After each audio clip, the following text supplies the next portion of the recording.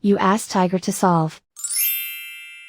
This deals with linear equations with one unknown. The final result is x equals -1/2. Let's solve it step by step.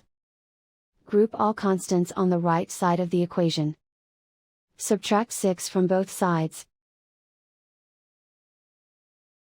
Simplify the arithmetic.